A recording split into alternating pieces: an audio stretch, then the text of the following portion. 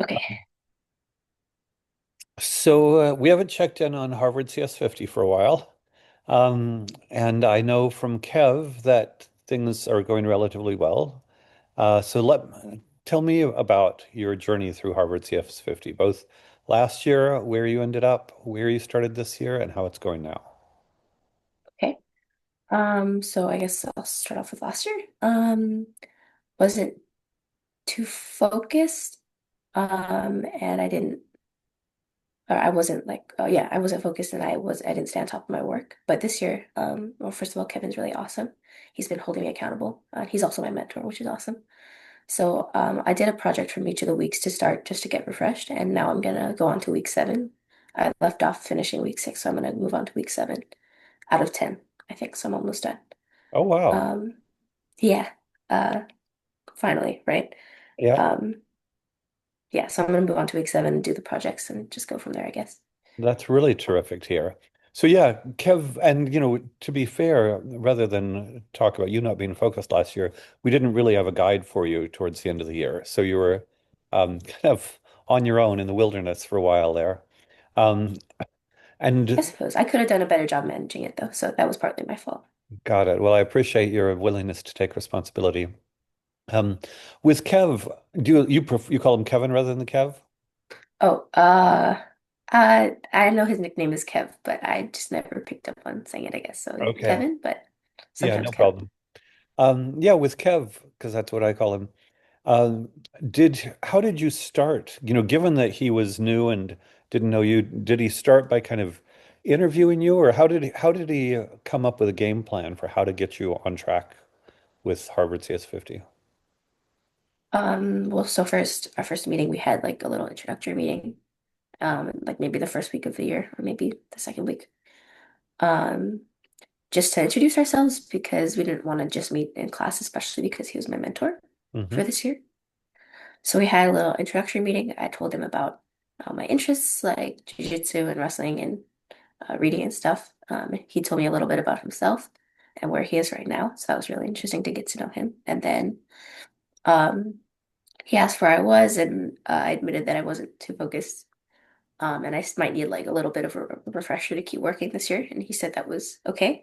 So he gave me a plan to like just go week by week and refresh myself with that sort of skill. And then and since it was only one project, it wouldn't take too long. So now I'm caught up and I can just keep going. It's only 3 more weeks, or 3 more sets, I guess. But that was our plan. Got it. And so my understanding, to be clear, is that you started over from the beginning, redoing each of the first lessons. Just one project, one short project from each so that I could get a refresher of the code and the principles and things like that. So it Got didn't it. take as long as it normally would have. Got it. And were the projects relatively easy to do this second time around? Yes, easier than last time. Would you say you understood them better? Yes.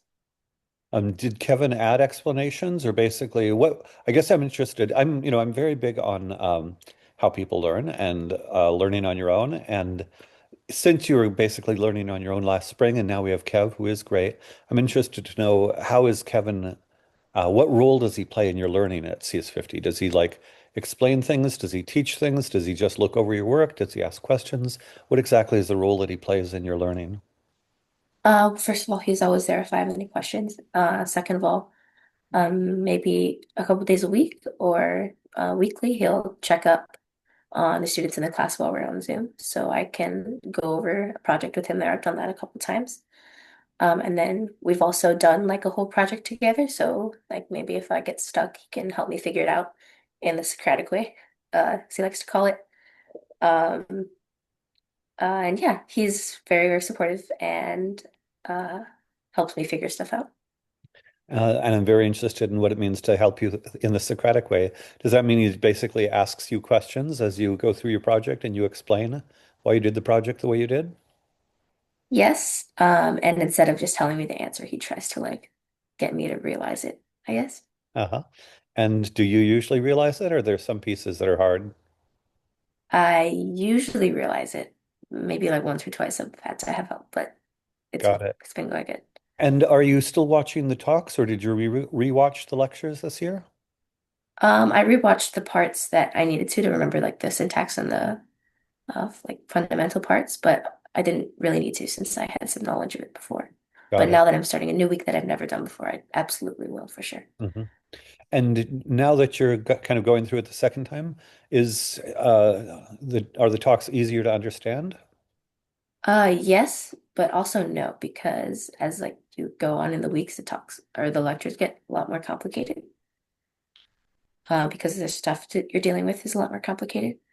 But I'm not sure if how my week is gonna go like that because the set before was Python and now we're moving to like a different area. I think it might be a different language, but I'm not sure.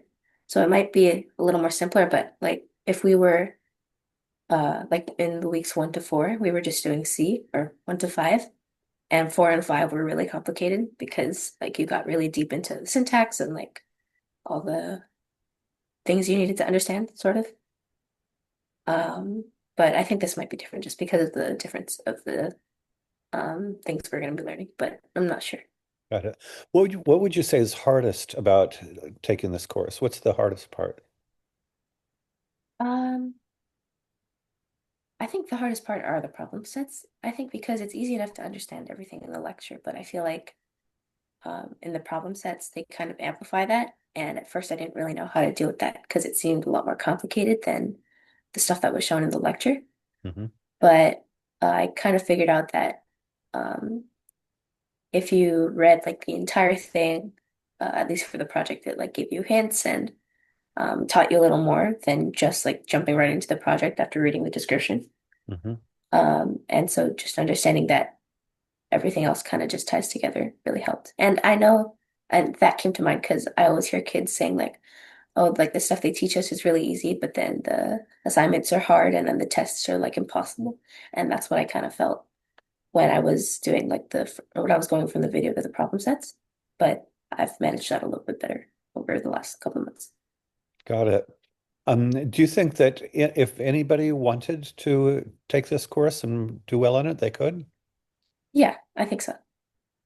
Got it. So why do you think, I'm normally people would think taking Harvard CS50 as a 13-year-old is a big deal. Um, would you say it's not a big deal at all? Um, I think a lot of 13-year-olds could just because it's pretty easy to understand and lectures are great. You just need to like stay on top of it and focus. Maybe I wasn't doing that a year ago, but now I'm doing my best too. Um, yeah, I think so. Do you think some 13-year-olds would have a hard time, in your words, staying on top of it and focusing? Yeah, of course. I mean, not everyone's different. I had a hard time with it too. So I guess it just takes time and the right person. And you had a hard time with it last year, you're saying? Oh, well, just staying on top and focus, like we were talking about. So, but again, because I'm interested in learning, I'm digging in. So, was it the case that you would just not finish your problem sets or not allocate enough time for problem sets or not kind of push through to find uh, the kind of what you needed to do to solve the problem sets? What does not staying on top of it look like? Yeah, kind of.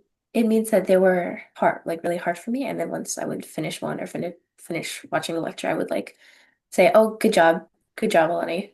Like, great job, you did that. That was awesome." And then I would like take a break, but because that felt so awesome that I did that, I guess. And then time would go on, and I wouldn't realize it had been very long. And then when I tried to go to the next thing, um, I had a hard time going back, I guess. So I think like staying on top of it for me just means not taking breaks and like going after it one by one just to be done, I guess.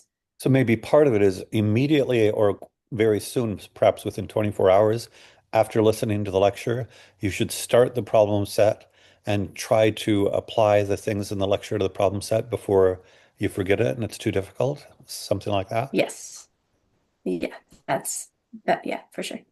How long does it typically take for you to do a problem set? Depends on the difficulty, but um, sometimes it'll take me like an hour and a half or maybe like 2.5 or 3 hours spread over a couple days. But some of them are a little shorter, like just to get you to understand the basics Hmm. of the of the syntax and things like that. So maybe like 20, 30 minutes, like just depends. Is there one problem set per lesson, or are there multiple problem sets per lesson? There are multiple, and usually it'll go like just understanding the syntax to really, really applying it, and just a lot harder. There'll And be just like 2 to 4, I think. problem sets per lecture? Yes. Okay, so maybe Or the I first, mean, or there's one problem set per lecture, but then there's a couple different projects in that problem set. I see. And each project might take between 30 minutes to an hour? Might take between 30 minutes to like 2.5 hours for me, Okay. at least. Maybe other people are better at it. Okay. Uh, and to what extent do you, when you get stuck in a problem set, do you look it up online? Do you use Google? Do you use GPT? Do you ask Kev? Do you just struggle with it? What tools do you use when you're struggling through a problem set? All of the above, except for ChatGPT. I don't ask it to give me the answers. Usually, maybe if like Kevin is away with someone else, I just ask it to like walk me through the steps or help me understand what I'm supposed to do.